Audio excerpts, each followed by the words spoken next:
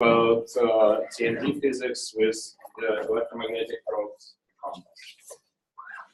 Okay, first of all, I would like to thank the organizer for the invitation. I will spend some time in describing the experimental setup of the compass before going to the results which I will show. Compass is an experiment which is running. It has been approved in 1998, so we are at the 20th anniversary, and has been collecting data since 2002 on many different topics. We had data taking with the longitudinal polarized target the first year and the deuterium target. We had data taking with an ammonia target, which means protons longitudinally and transversely polarized. In the year 2007, it was 50% longitudinal, 50% transverse. In 2010, it was the full year transverse. In 2011, it was the full year longitudinally. We had data taking with hadron beams in a liquid hydrogen target in 2008, 2009, and a nuclear target in 2012 for a measurement of the Primakov reactions. We were taking liquid hydrogen target also in 2012, 2016, and 17 for measuring DVCS and polarized. Semi-inclusive deep inertial scattering, and polarized proton target with a hadron beam for a Drell-Yan. The experiment is, the sketch of the experiment is this one. I will go a bit in the details. It's based on two-stage spectrometer, and it covers a quite long distance from the target till the end is about 50 meters, and it has also a reach in here in the first spectrometer to separate pions, and kaons, and protons. And you see also here some electrons. In order to do all these kind of measurements, we have to change targets, and that is something which takes a lot of work. This is, for instance, the target installation with the smaller PD and the liquid hydrogen target for the hadron spectroscopy. This is the installation for the polarized semi-inclusive deep inertial scattering. This is the installation for the polarized Drell-Yan, in which we have a big absorber in the middle. And this is the installation for the DVCS, in which, together with the liquid hydrogen target, we have a detector on top. And moving around those things is keeping us busy and take a lot of work. For instance, this is the rotation of the platform hosting the polarized target when going from the measurements to the liquid polarized target. Those are the, for instance, two targets which have been used. This is the 2.5 meter liquid hydrogen target. This is the cryostat with the microwave cavity, which is hosting the polarized target, which is being inserted inside the superconducting magnet. So a lot of hard and delicate work in order to have the experiment run. We have both, as I was saying, muon beams and hadrons, pions, or kaons, or protons or antiprotons beams that can be used. At the moment, we have used mainly muons, both negatively charged or positively charged, and pions. When we go in the detail, this is a top view of the experiment. We have the muon coming here. When we go into the detail, we can separate the experiment in a large angle spectrometer and a small angle spectrometer. the acceptance of the larger spectrometer is pretty large. We go up to plus minus 180 millirats, which allows us to get most of the things which are produced in the target, not for instance the recoil protons, but all the current fragments in stack work can be recorded. And this is the setup for the Drell-Yan. In that case, we can use the same target, but we have to put an absorber here in order to absorb all the hadron produced and have only or at most only muons coming out in the region where we can do the tracking. When we go for the DVCS, we have to insert camera, which is the recoil proton detector, the liquid hydrogen target that has to be long in order to keep some luminosity, and then all the rest of the setups stay almost unchanged.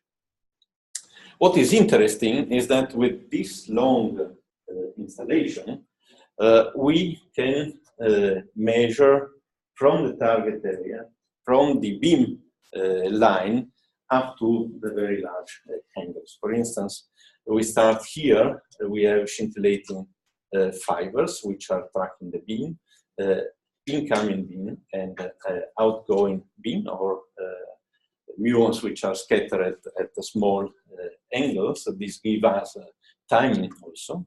We have silicons which improve the tracking of the incoming beam. And then we have micromegas detectors which are here, which include also pixelized part in the inside that allows to track in the beam. So we are tracking in the beam not only with the scintillating fibers, but also with micromegas in the first part of the spectrometers, and the same way with gems in the second part of the spectrometer. So the region of the beam and the hadrons which are going together with the beam, they are all detected. And then we go out with some larger area detector, some small DCs here, and some multi-wire proportional chambers, or even bigger area detectors like a W45 and these throws which are coming. Everything is complemented with the reach, which I was showing before, and with hadronic and electromagnetic catalytic. So we track everything from the beam, which is, you see here that the detectors are moving, and there are holes in the calorimeters and the region zoning that is where the unscattered is going. But hadrons produced here, they are tracked and they are then deflected here, and they can be detected in that region. That is a setup, an event display of one of the many events. You see here that the muon is detected in a very clear way, since it has to pass through a lot of material in order to be identified. So that is a small angle muons which pass through the full setup, and here there is an absorber which should absorb it, but hadrons which absorb hadrons, but muons are passing through, so we have the heat outside, and we start the description of the full events from a very well identified muon, and then we reconstruct the rest. One of the key elements of our setup, at least for what concerned measurements of spin-dependent quantities, is the polarized target system, which includes a large aperture superconducting magnet, which has a solenoid that can go up to 2.5 Tesla, and a dipole magnet which reaches 0.5 0.6 Tesla. That magnet is used in order to orient the spin. And everything is, the target area is here. We have 3 target cells, which during the data taking are oppositely polarized, and that allows to collect the data at the same moment with a different spin orientation. That is an indication of the transverse data taking, and that allows to cancel acceptance dependencies or also effects of variations of the performances of the detectors. The 3 target cells are 30, 60, and 30 centimeter long. They cover the full, and the aperture of the magnet cover the full acceptance. We were using deuterated lithium as target, which has a high polarization, let's say not a very high polarization, but polarization of the order of 50%, but a high dilution factor, which is of the order of 40%. And we were using ammonia beam, which can reach a much higher polarization, 90%, but with a dilution factor which is of the order of 16%. The dilution factor is the ratio of the cross sections of the nuclei which are polarized over the cross section of the full components of the target. As you can see, the target is constructed quite well. These are the three cells. There is a small effect of acceptance going from one cell to the other toward the end of the magnet, but here no cancer has been applied, therefore there are also low energetic steps. There is a difference when we are taking data for the Drell-Yan. In case of Drell-Yan, here there is the absorber, and of course this compromise a bit the resolution in the vertex. Here are the targets, 2 target cells that have been used in that case,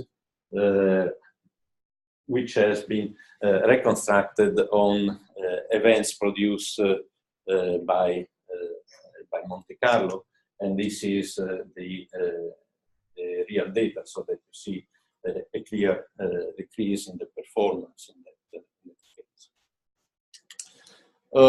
By the way, how you do this rotation of the fields? Simply you use the magnetic field. The reason why we do have a solenoid and a dipole is that we can switch on and change the current in the solenoid and in the dipole in order to have a magnetic field oriented inside our target, and with that we bring the spin of the polarized material oriented with the magnetic field and rotated while moving this orientation of the magnetic field. And this is, for instance, a typical cycle of rotation. Of course, since we are having a 0.5 Tesla in the dipole, we go down with the solenoid, then we start pumping up the dipole, and we mix the 2 fields in order to do this rotation. So a lot of activity also for that. The vertex determination is pretty good. You see here the vertex. So this is the liquid 2.5 meters liquid hydrogen target, which has been used for the DVCS and SIDIS data taking. What you see here are the vertices which have been reconstructed. So is a convolution of the shape of our beam with the material of our target. For instance, you see here that the target is not fully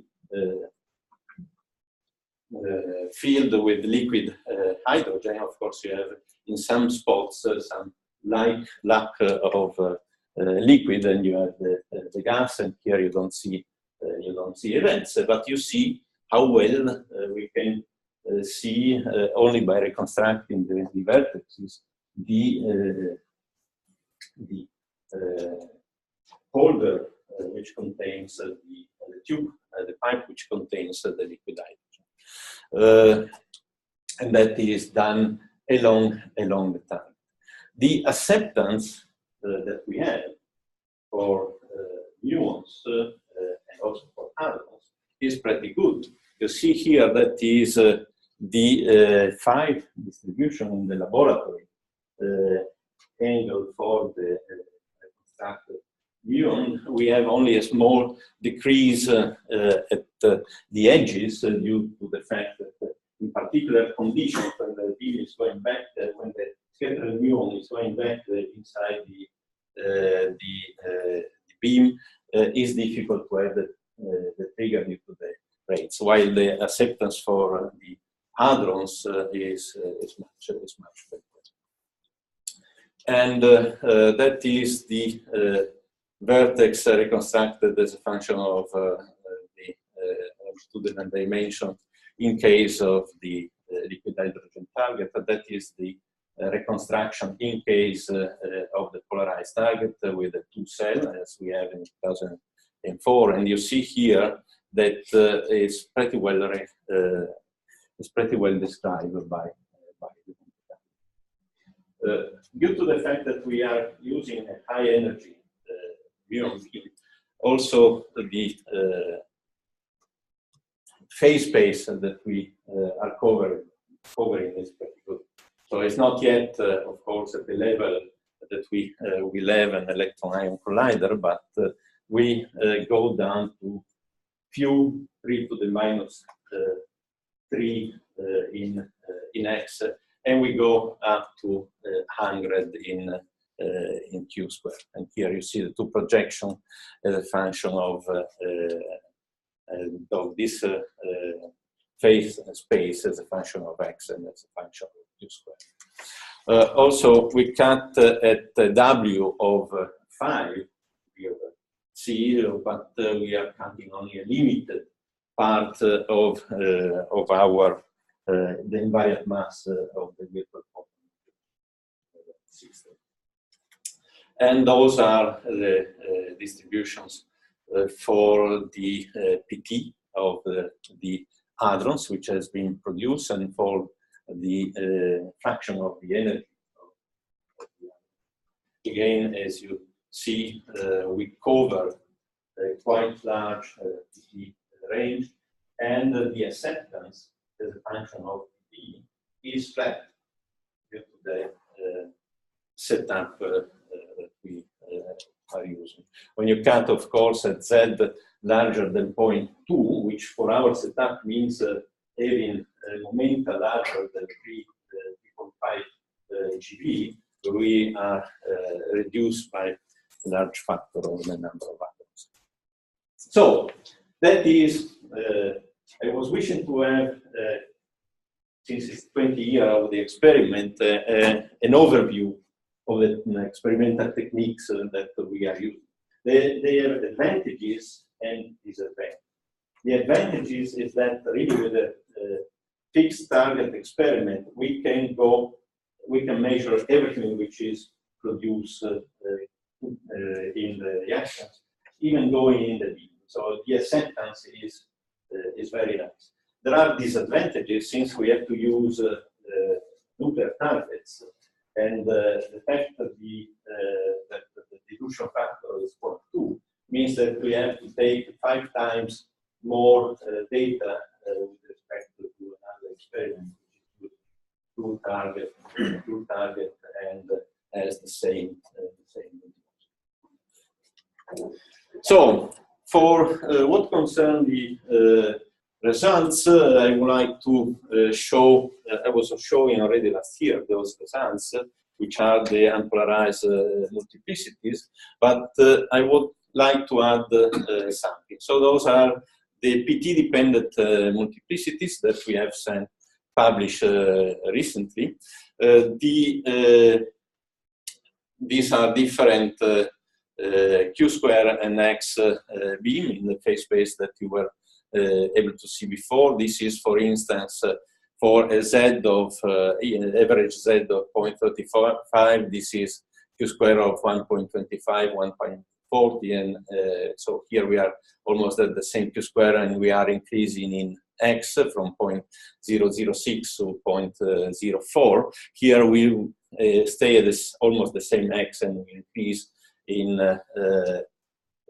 Q square. We go up by a factor of 5 in Q square, and here instead we stay in the same beam, but we change these the intervals, and you see the U-part dominance, which is showing up.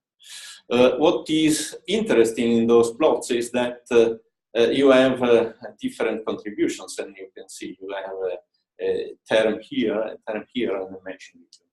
And this matching region is creating problems. I would like to show the plots which have been shown by Nobu Sato, looking at the region where Qt over Q is bigger than 1, where Qt is the Pt divided by Z. In that region, when you overlap, when you take the ratio of the data over theory calculated at the next order, you are far by a factor of 10 in order of magnitude in the results. This is true both for compass multiplicities and for the Hermes multiplicities. Means that perturbative QCD apparently has a problem in this but Nobu was then doing a fit together of the PDFs and the fragmentation functions, and during this global fit of the SIDIS data, he was able to reduce to a more comfortable number, which is in most of the places, even if there are still some difference, around 1. Which is this is something that for me is scary. I don't know what I have to think, but the fact that when you take your PDFs, fragmentation functions, and you go next to leading order, you calculate your sections, and you put them here, and you are a factor of 10 away, and then you do a global fit, you change a bit to the PDF, which is able to take out are reasonable. The fragmentation functions that he is taking out are reasonable, but you have this such an effect. I'm a bit scared. I don't know. If, there has been a paper long time ago by actually Daniel before Rodolfo and so on, where they pointed out that actually that NLO might be not enough, and this kind of measurements and flow scales and so on versus PT, and that you need actually higher orders to really describe it. Yes, no, not necessarily, but that's it's a detail for higher square root S versations. But the other thing which I really don't like with this analysis is, so they get this fragmentation function for the gluons. Until now, they have not shown that they can reproduce a cross-section where we are sensitive to in leading order to the gluon, which is the cross-sections for pi 0 at Rick. So I think that is something which really needs to be done to look again whether this data can be reproduced. Yeah, I think so. At the moment, I'm not satisfied with, because that is, with this. We need some more solid. Yeah, and Nabu is promising to use this to look at the things, but I'm so surprised because I didn't go to my job. I think the spectrum fell off right on the tail of it. This result is very surprising, and we are talking about this area here. Eh? We are not talking about TMDs. We are talking about Me neither. I did the same. PDF fragmentation function. And what is For also PT-dependent multiplicity. what is That also part. what is also surprising. Not that far, of course. Yeah, no, absolutely. How In you 2000, you can, let's say, when you go with the integral, with the integrated, so the collinear fragmentation functions, and you check do the calculation of the sections, in that case, you fall up. so but Prusia, The problem is really the IPT, it's not No. the. no, because Prusia reproduces in 2000 we did the paper for the delta G in harness. And we also used Q square DIS data, not only for the production. And Prusia can reproduce a cross section. Yeah. So, and it's not off by a factor of 10, and Prusia is some version of Yes. NLO. No, but okay, PTA, you have the PT and you have yeah, but I did also studies. I know, but we did the studies compared with Marco where we reproduced actually even the cross section. So somehow we never saw these factors of 10. No. By the way, when you go with only one half scale, for instance, the PT distributions, there was a calculations with full resolution done by Bressan, and Yes. he was able to reduce Exactly. the data. So here I do have That's what I'm saying. So a problem. Here there are two hard scales, and that makes things difficult. But I think it's something, let's say, going from here to here, or is something that I don't understand, or something we better check and okay. Another interesting aspect. Andrea, isn't that because they are really trying to cool down the perturbative PT to unreasonable low PT level? Oh, here is not that. And then you get all kinds of crazy stuff. Let's say here is QT larger than Q. So that is larger than Q. I think it was Q larger than 2, something like this in his calculation. So it was separating very well. It's not the region of the matching, it's the region where you shouldn't have. No, but what you showed on the previous slide, that what you could just see, right? Say the upper left, Q squared is 5, upper left, right, or lower, yeah. And QT, I mean, the difference becomes larger already at QT squared of about 2, 3, right? I mean, it shoots up very fast. So it doesn't, it's larger than or of the order of 1. Yeah. Yeah. Yes. Okay.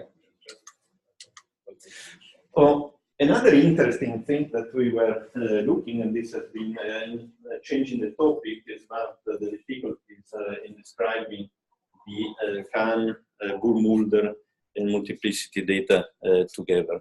So we were looking at azimuthal distributions of pions produced by exclusive events, by rho or pi decays. And when you look at these azimuthal distributions, we have realized that they are not at all flat. We were correcting for exclusive events, the multiplicities. We were not correcting the data in which we publish of the Burmulder for the 2004 data taking. And you see that there is quite strong correlations.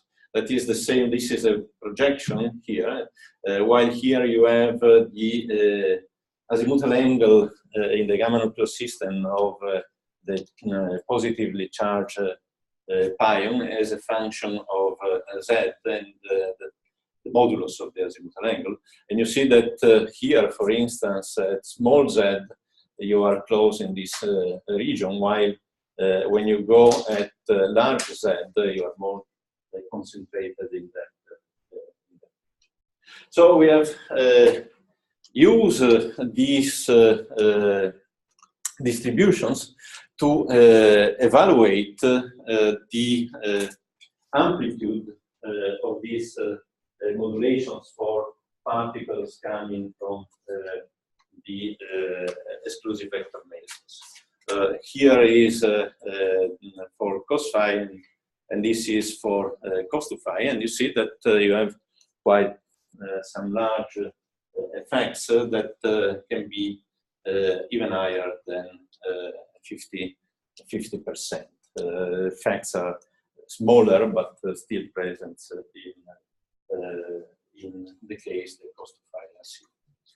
So we can calculate the amount, and that is what we have done before, the amount of exclusive hadrons inside our sample, and this is this term R, and you see that they are prominent in certain regions which are high Z and low PT, and then they tend to vanish when you go down in Z over the full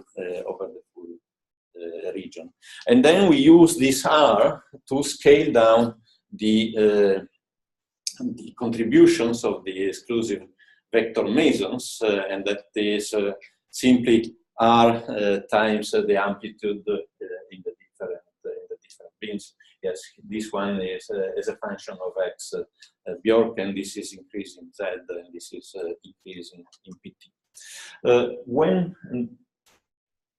When we have this, we can subtract the effect to the cos phi, to the Kahn modulations, and to the Moore-Mulder cos 2 phi modulations. And this is the results that we obtained. Those are the published results from the 2004 run for the cos phi's, and those are the values once subtracted for the exclusive vector. So you see that there is quite some important effect in the regions that was more difficult to be described by the global analysis that, for instance, was done by Enzo, Barone, and others. So the effects is, for the cos 2 phi, the effect is much more limited. But of course, here it was very difficult to account at the same time for an intrinsic standard momentum, which is capable of describing both the Kahn modulations and the PT-dependent multiplicities that I was showing before. Okay, now I will rush a bit more. I will stay, we'll go with the measurements of transversities that have been done in COMPASS using both the Collins asymmetries, the two hadrons asymmetry, and also the lambda polarizations. Those are quite old measurements, so I will not stay that much. What I will underline a bit more is the results when we try to go with the dimensions, when we split the phase space in different in the many parts, both in the X and Q square and in Z and PT. And here, in a multidimensional analysis, we can separate what is the effect of transversity from the effect of the Collins fragmentation functions, I think, using the different dependence. So that is, the precision is limited, but this is an important tool for future measurements. Another thing that I would like to spot in this fast review is that when we have published the data on the Collins and on the two hadrons asymmetries, we have found that there is a kind of specularity between the pi plus, pi minus, and pi plus data. You see that there is a kind of specularity with respect to 0, and the fact that the two hadrons asymmetry are a bit larger than the single than the positive hadrons asymmetries. So we have done a study that we have published. What is interesting is that now, if we take Monte Carlo, which describes the fragmentation of abstract work taking into account its spin based on the 3p0 model, which was put forward by Xavier True, we see that we are able to describe with this Monte Carlo pretty well our data with the feed in also. Okay, no, but that will be on time, don't worry. We are able to describe pretty well our, this Monte Carlo is described pretty well with our data, both as a function of Z and as a function of PT. And if we take this Monte Carlo for looking at the two hadrons in the final state, only using the 3p0 model, we are also able to describe the distribution as a function of Z, of the amplitude of the asymmetry that we have measured, and also as a function of the invariant mass. And also it describes the correlations, the amplitude, while looking as a function of the correlation of the two hadrons which are produced, which is something that it has to be taken into account. At SPIN recently, we have also presented data for the lambda transverse spin transfer from data collected in 2010. That is another way to assess the transversity distributions, but you see that we have quite good data for lambda bars, but the uncertainty. We don't see very large effects. Everything is compatible with 0 at this moment, but that is using all our 2010 data, and the uncertainty is pretty large. I will rush a bit on Sivers. I will not comment to you that much. I will only show you the fact that we have published in 2017 also the measurements, the first measurements of the polarized Drell-Yan, showing that there is a tendency, not yet confirmation, and of agree better with the change of sign options of the Sivers function. This year we are collecting again Drell-Yan. We should take a factor of 2 more data with respect to what we have collected in 2015. So this error should go down by a square root of 3 to be of the order of 3%. I will skip the weighted asymmetry, even if they are interesting. One interesting concerning the weights in the asymmetry is that allows to, instead of having to do with the convolution, when you use PT over Zm as weight for your events, you are able to separate the convolution into integrals in which one of this integral is the first moment of the Sivers functions, and you can assess it directly in that way. And you see that those weighted asymmetries are higher than the standard measurements of the Sivers functions. Of course, for the neutron, for the negative hadrons, we were measuring 0 before. We are continuing to measure 0. What is interesting in this way is that those points, if you assume U dominus, they give you directly measurements of the Sivers function, since those points are given essentially by factor of 2 of the ratio between the Sivers, first moment of the Sivers divided by 1. The ratio of the two Sivers, the weighted and unweighted Sivers, are those points here, the red points, and that is the average of this point. There are no mysteries in that. We have also measured the gluon Sivers asymmetries, but I will not stay on this since I would like to go with the few words in the last 5 minutes that were said to be covered in the near future. 5 minutes. Yes. Which Cool. Now I wish. Yes, I will be fast. Let's say I want only to mention that we have been approved for a run in 2021 in order to measure again the transverse standard using polarized The reason is that the first measurements that we have done in 2002-2004, they have large uncertainties. And as you see here, that impact, as Marco was showing, in the extraction of the quark transversities.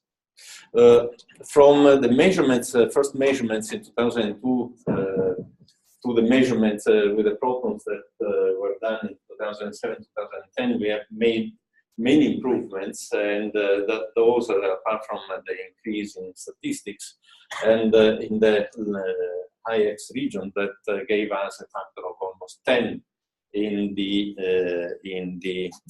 statistical precision.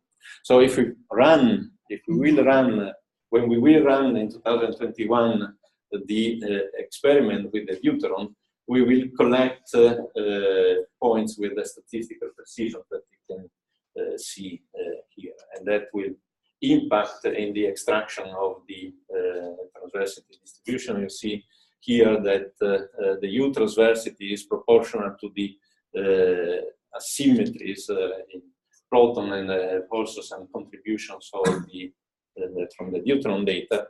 The D transversity is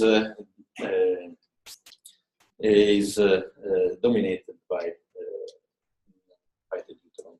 the deuteron data, and that is going to H1 the precision that this is the precision that we will have in the measurements of the extraction of the transversity, and that is the gain of precision that we will be able to collect. Further in the future, we have sent a letter of intent to CERN early this year, in which not COMPASS, the new experiment that will rise from COMPASS, is proposing a long series of measurements, which goes from the measurement of the proton radius, which is quite interesting, GPDE with polarized DVCS, inputs for dark matter search, and Drell-Yan measurements to measure pions, PDFs, and then in case of radio frequency, even more things. And that's all.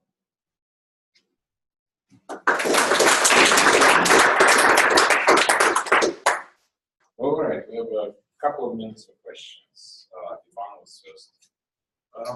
So how about the gluon Sivers asymmetry? Now, if your slide transition reflects your opinion, no need to discuss, but if not, will you say something about Shattering.